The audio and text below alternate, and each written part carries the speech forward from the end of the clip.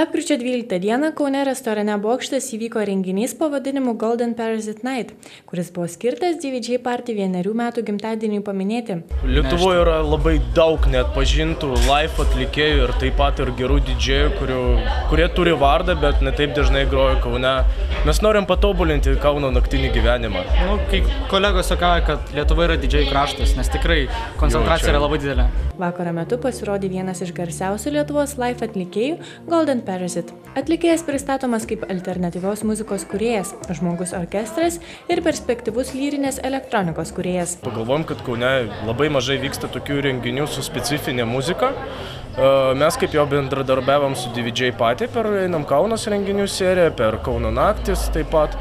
Ir mes pasiūlėm jiems, kad turim tokią idėją, sugalvojom, kad mes norim pakviesti atlikėją, kuris labai mažai koncertuoja Kaune, čia yra Golden Parasite, taip ir pavadinom mūsų renginį Golden Parasite Night.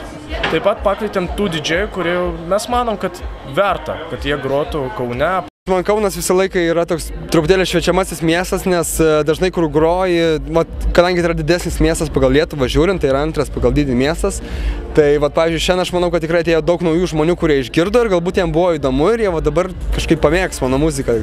Kiekvieną kartą, kai groju vienas dabar, nes groju vienas ne pernelyg dažnai, tai parašiau labai skirtingą programą.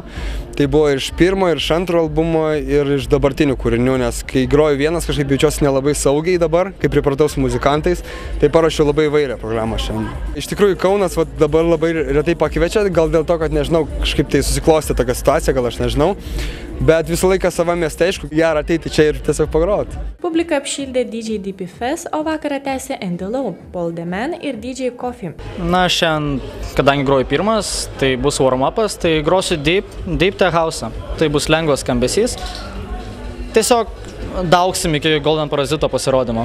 Kadangi groju paskutinę, šiaip tai grosiu iškart po Andy Lau, čia yra man didelė garbė.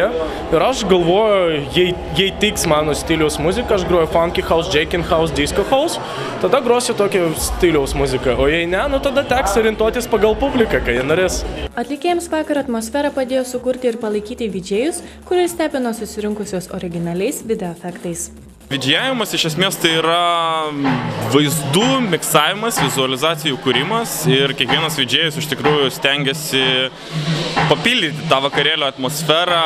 Didžėjus groja, leidžia muziką, apšvietėjas šviečia, stengiasi sukurti tam tikrą atmosferą su savo įvairia apšvietimo technika, o vidžėjus būtent kuria judančius vaizdus ir vėlgi stengiasi papildyti vakarėlio atmosferą.